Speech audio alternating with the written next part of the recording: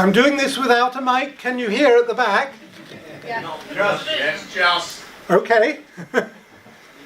Right, I want to talk to you tonight about Astuni. Astuni lives and works in Adani, which is a small village of her extended family in a farming community in Rajasthan, India. At age 13, she'd never been to school. Why? Well, there are a whole horde of barriers. The first is that it's a long walk to school, and it's perceived by her community to be dangerous for girls to be going there.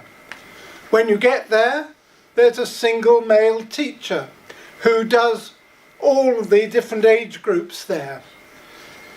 Mainly the people who go are boys, and that's a problem for the girls. And anyway, the school's outcomes are usually poor, and most of the community don't see any value in education. Lastly, she has jobs to do at home and in their community and on the farm, and so she can't be spared for full days. So who are we? We are the Grassroots Empowerment Network Initiative. We are a group of professionals who've had contact, worked in India, and want to do something to develop communities there. We believe in grassroots empowerment, and by that we mean we don't go into a community and impose solutions, but we listen to them and empower them to identify their needs and their solutions before offering to help.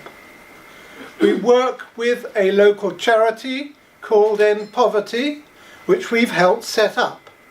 And they are deeply rooted in the community, and everybody knows they're there for the long term.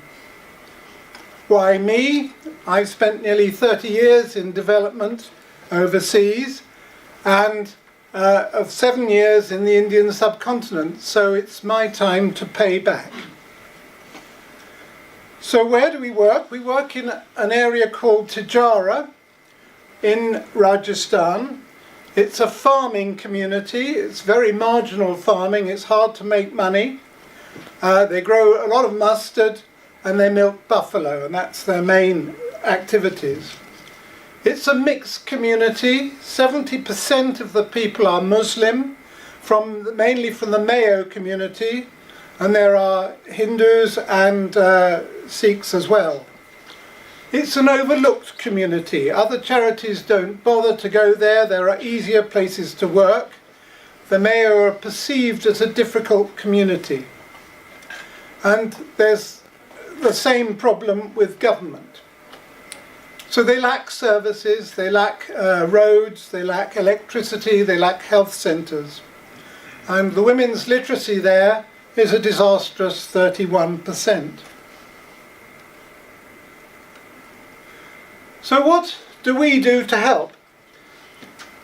As I said, EP is rooted in the community and worked out that what we could do is set up pop-up schools actually inside the Danis, where we could teach all the underprivileged teenage girls who've missed out on school in one go.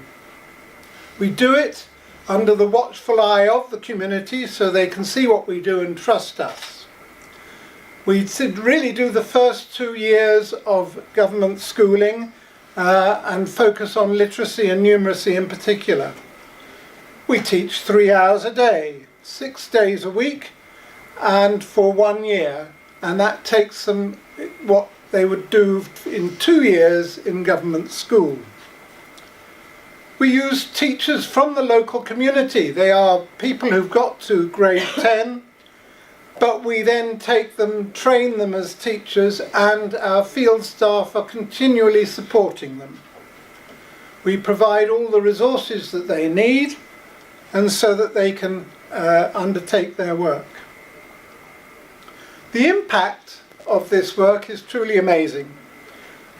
The impact, firstly, on literacy and numeracy is obvious on the girls, but their confidence has increased enormously, and their status in the family and the community has increased enormously. Many of them taking on jobs in the family farms as accountants because they've got more numeracy than others. And they're looking at other ways of growing income, and some join our craft projects or our micro-enterprise projects. The impact on the Alwa district has been amazing as they recognise we can reach people who others can't reach, and certify all our people. Now, £6,000 will allow us to set up 6 centres. That is a very, very cost-effective solution to training young girls. If we get more than 6,000, we are trying to start a new programme of second-year education in the Danis, and we'd love to do more of that, and love to do more on teaching the teachers who have become important in their community, and we want to teach them to become community leaders. We're looking very much for volunteers. We're interested in anybody who wants to be a trustee.